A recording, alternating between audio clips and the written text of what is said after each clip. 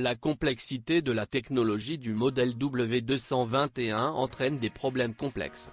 D'innombrables composants qui augmentent le niveau de confort n'hésitent pas à bouleverser des sommes rondelettes dans les factures de réparation. Il faut s'attendre à quelques écueils tant de la part de la suspension pneumatique que des sièges dotés d'une fonction masseur. Même le 7e.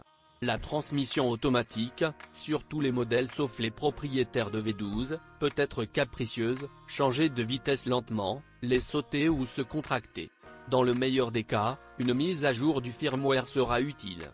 Jusqu'au 09.2006, sur les moteurs essence V6 et V8, les pignons d'entraînement de la chaîne de distribution s'usaient rapidement en raison d'une erreur de dureté de l'alliage utilisé. Le pignon des V6 et V8 essence jusqu'en 09.2006 use rapidement le galet de l'entraînement de distribution. Batterie. La classe S ne peut pas tolérer de longues périodes d'arrêt en raison de ses puissants consommateurs. Vider la batterie en quelques semaines. Panneau d'affichage peut scintiller, mal fonctionner ou s'éteindre complètement.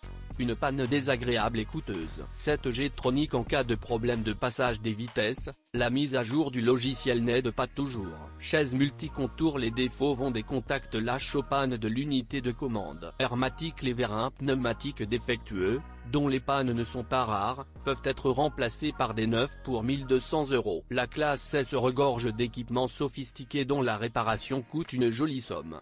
En Europe, ils l'achètent avec un kilométrage et une garantie. Il est dommage qu'une telle opportunité n'existe pas en Biélorussie.